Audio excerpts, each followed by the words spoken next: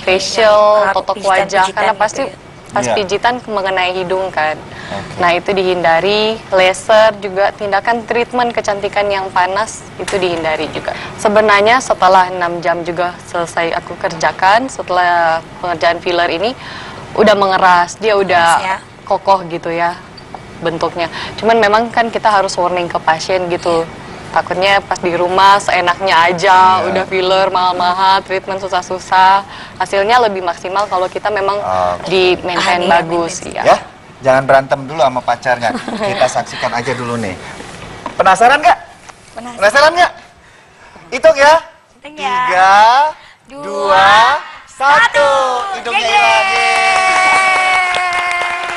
Dia samping. Lihat-kelihatan kalau sekarang kalau dia samping ya. Masih kenal wajah siapa?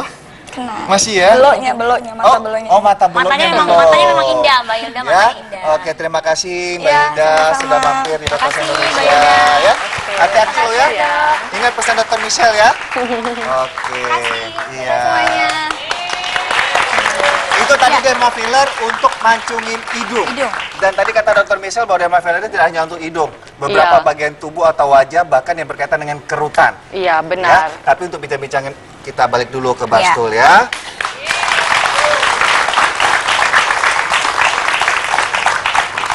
Oke, tadi kan bagian wajah.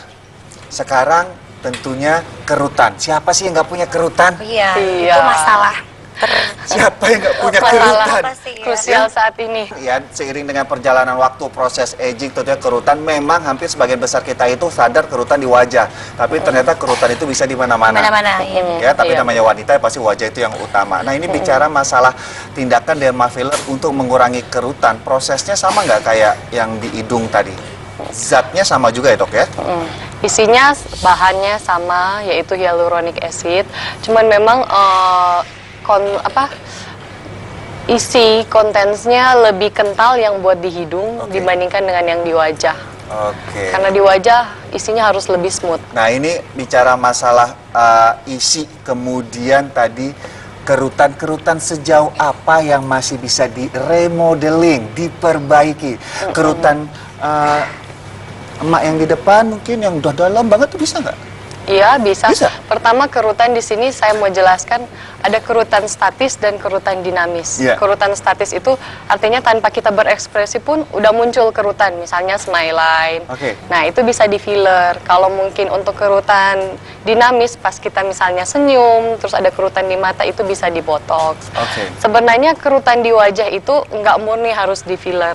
Dia biasa kita kombinasikan dengan treatment yang lain tergantung kondisi pasien kulitnya. Dok, kalau tangan saya ini Dok gimana, bisa nggak dilakukan filler gitu? Karena saya merasa tanganku tuh banyak kerutannya gitu. Itu karena terjadi faktor genetik. Nah, saya pengen banget tuh Dok kalau bisa, dan berapa lama bertahannya gitu ya.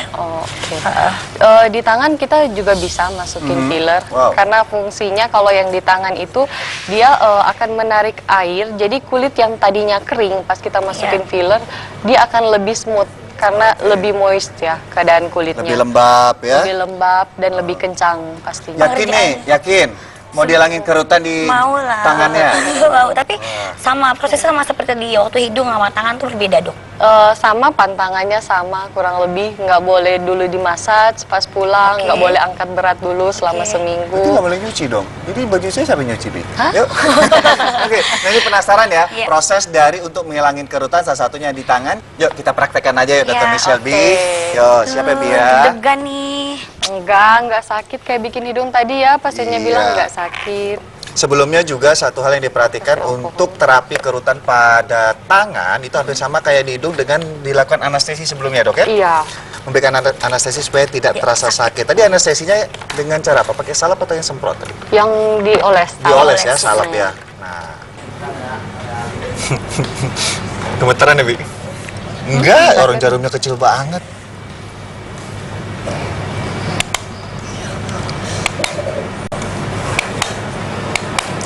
Dengan tadi kan ini alatnya kayak ada tekanan tertentu, berarti di setiap tekanan tadi tek-tek itu sudah ada jumlah filler, tersendirinya ya. kalau tadi yang dihidungkan seperti tidak ada alat yang mengukur takarannya. Kalau ini seperti ada takaran sendiri. Iya, karena tangan itu lebih smooth ya, lebih dekat ke tulang. Jadi kita masukinnya juga harus benar-benar perlahan-lahan dulu. Ini tahan berapa lama dok? Sama seperti filler yang lain, tanya 2 tahun. 6 sampai 12. Perbedaannya sama botok apa ya dok? Mukanya hampir sama ya fungsinya kan? Dia sih tujuannya memang untuk Kerutannya. Kalau satu tangan ini, biasanya berapa lama dok? Oh, tergantung derajat kerutan seseorang ya. Biasanya sih 30 sampai 45 menit. Lekukannya agak sudah hilang.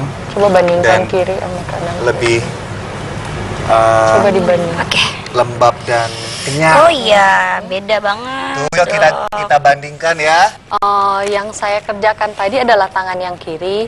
Kita lihat tangan kiri sama kanan sekarang lebih wrinkle-nya, lebih keriput kelesannya lebih kering tangan kanan. Yang kiri sekarang sudah lebih moist, warnanya juga sudah lebih cerah. Iya betul. Langsung kelihatan kok. Langsung lebih cerah ya, yang tangan kiri tadi sama yang kanan. Nah, kalau kerutan yang di alis sebelah mata, kerutan mata.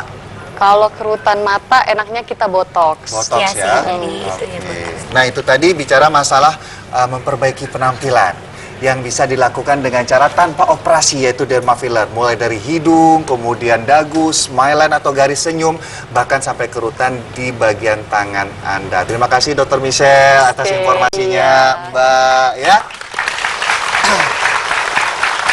Ya, setelah ini Dr. Resi akan bermain mitos atau fakta bersama penonton di studio. Penasaran mitos fakta tentang apa?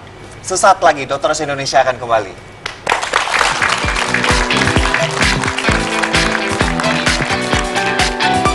Kebutuhan tidur di usia dewasa itu semua sama, yaitu 7-9 jam. Benarkah kebutuhan tidur berkurang ketika bertambah tua? Mitos atau